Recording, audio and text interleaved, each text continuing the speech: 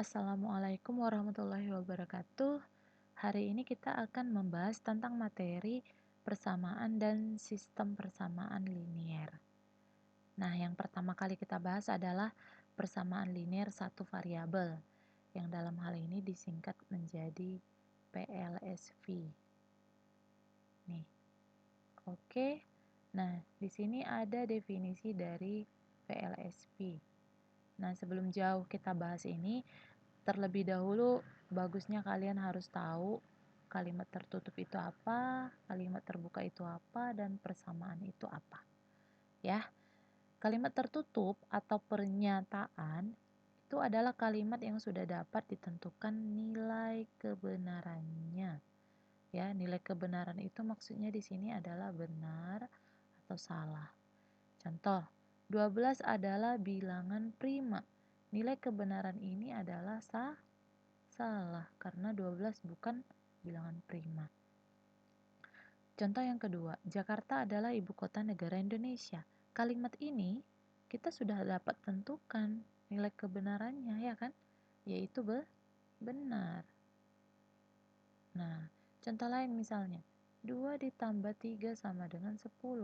Ini juga contoh dari kalimat tertutup karena kita sudah tahu ini nilai kebenarannya, yaitu salah. Karena 2 ditambah 3 itu adalah 5, begitu. Nah, kemudian kita masuk ke kalimat terbuka. Kalimat terbuka itu adalah kalimat yang belum dapat ditentukan nilai kebenarannya. Kebalikan dari kalimat tertutup ya. Contoh, ibu pergi ke pasar untuk membeli 2 kg tepung. Ini kita nggak tahu nilai kebenarannya benar atau salah. Karena kita nggak tahu ibunya siapa yang pergi, ya kan? Kita nggak bakal tahu. Nah, kemudian di sini contoh nomor 2 ada x tambah 7 sama dengan 10. Ada variabel x di sini yang nilainya kita nggak tahu berapa. Sehingga kita nggak tahu ini nilai kebenarannya benar atau salah. Begitu. Kemudian masuk ke nomor 3, persamaan. Persamaan itu adalah kalimat terbuka yang menyatakan hubungan sama dengan. Jadi, persamaan itu adalah merupakan kalimat terbuka yang ini ya. Dan mempunyai tanda sama dengan atau memuat tanda sama dengan. Kemudian kita masuk ke nomor 4, persamaan linier. Ini muncul kata linier ya. Kalau persamaan kan kalian udah tahu apa. Sekarang ada muncul kata linier. Jadi persamaan linier itu adalah persamaan yang memiliki variabel atau peubah yang berpangkat tertinggi 1. Jadi pangkat dari variabelnya 1. Itulah makanya dikatakan linier. Nah, jadi dapat disimpulkan dari pernyataan-pernyataan ini bahwasanya PLSV adalah kalimat terbuka yang memuat tanda sama dengan dan memiliki satu variabel yang berpangkat 1. Itu dia.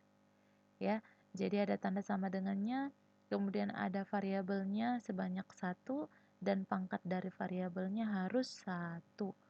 Karena itu yang dikatakan dengan linier. Oke, kita lanjut. Di sini ada bentuk umum persamaan linier satu variabel. Ini dia bentuk umumnya. AX tambah B sama dengan C dengan A tidak boleh sama dengan 0 atau tidak sama dengan 0. X di sini menyatakan variabel ya, X di sini ya. Tapi tidak selamanya itu X karena kebetulan saja di sini X variabelnya.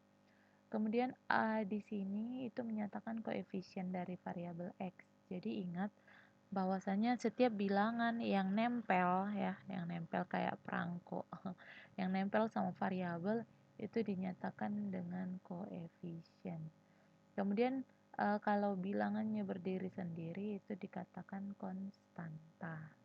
Oke, untuk info tambahan, kalian harus tahu itu apa ruas kiri dan apa itu ruas kanan. Nah, ruas kiri itu adalah semua suku yang letaknya di sebelah kiri tanda sama dengan.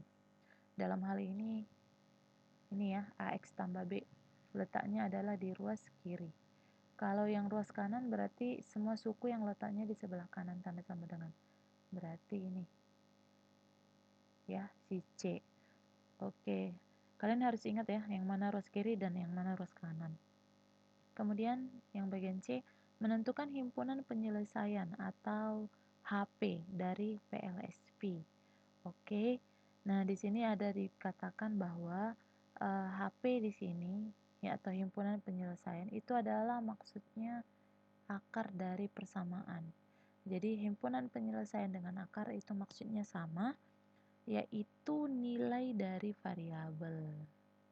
Karena di sini variabelnya X, maka di sini variabelnya X juga. Ya. Jadi HP atau akar itu adalah maksudnya nilai dari si variabel.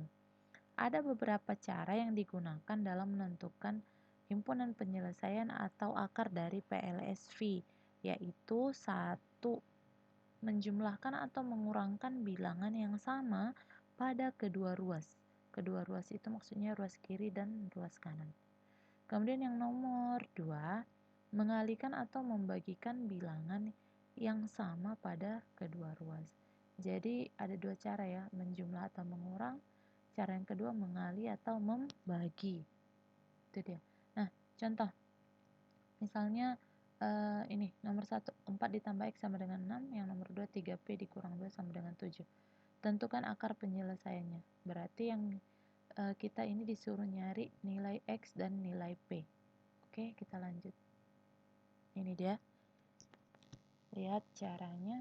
Di sini 4 ditambah X sama dengan 6.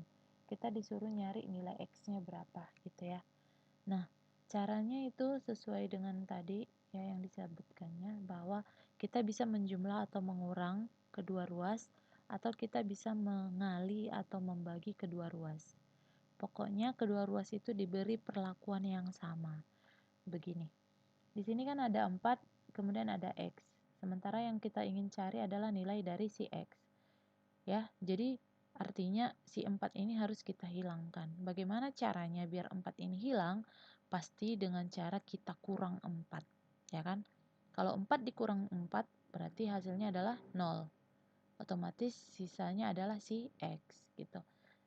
Jadi 4 ditambah X dikurang 4 sama dengan 6 dikurang 4. Kenapa di sebelah kanan ini dikurang 4 juga? Karena di kiri dikurang 4. Ingat, perlakuan yang diberikan itu adalah sama, ya. Nah, 4 dikurang 4 habis, sisa X. Di sini sama dengan 6 dikurang 4 hasilnya 2. Jadi HP-nya adalah X sama dengan 2. Gampang kan? Nah, cara lain seperti yang disebut dulu ya, dulu guru SMP. Ya, guru SMP Ibu juga gitu. Ini, 4 ditambah X sama dengan 6. Kan X harus kita letakkan selalu di sebelah kiri. Nah, sama dengan 6. Nah, 4 ini kemana? 4 ini kita pindahkan kemari, tetapi dengan catatan berubah tanda. Kalau dia positif, berubah menjadi negatif. Kalau awalnya negatif, berubah menjadi positif. Sehingga karena ini positif, berubah menjadi negatif. Jadi X sama dengan 2. Gitu. Boleh kalian pakai cara ini, boleh, tetapi tetap harus ingat konsep dasar yang ini. Ya, ini sebenarnya konsep dasarnya. Bukan main pindah-pindah kayak gini, ya. Gitu. Oke, kita lanjut. 3P dikurang 2 sama dengan 7. Nah, P ini kan juga sudah berada di sebelah kiri. Berarti yang harus kita hilangkan adalah negatif 2. Oke, bagaimana cara menghilangkan negatif 2? Ya dengan memberi lawannya, yaitu dengan menambahkan 2.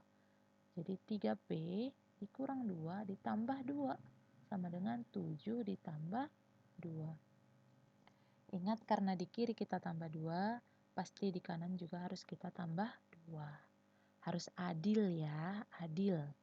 Oke, ini habis. Sisanya adalah 3P sama dengan 9. Nah, ini kan masih ada angka 3 nih. Gimana ya cara mengubah angka 3 menjadi 1? Loh, kenapa nggak jadi 0, Bu? Karena kalau 0 pasti P-nya hilang juga. Jadi 3 ini harus kita rubah menjadi 1. Bagaimana caranya? Ya pasti dengan membagi.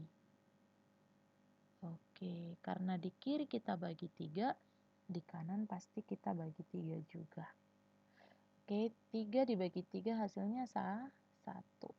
1P sama dengan 9 dibagi 3, 3. Ini dia. Jadi HP-nya adalah P sama dengan 3. Gitu. Nah, kalau cara yang biasa begini. 3P dikurang 2 sama dengan 7. 3P sama dengan 7. Oke, ini pindah jadi positif 2, ya kan? 3P sama dengan 9. P sama dengan 9 dibagi 3. Kenapa jadi bagi 3? Karena ini awalnya perkalian. Kalau perkalian pindah jadi pembagian. Begitu. Ya, jadi P sama dengan 9 dibagi 3, 3. Ini dia hasilnya. Sama ya. Boleh kalian pakai cara ini, boleh, tetapi harus tetap ingat konsep dasar adalah ini. Memberi perlakuan yang sama antara ruas kiri dan ruas kanan, yaitu dengan menjumlah atau mengurang, atau mengali dan membagi. Itu dia ya. Oke, itu untuk pembahasan persamaan linear satu variabel.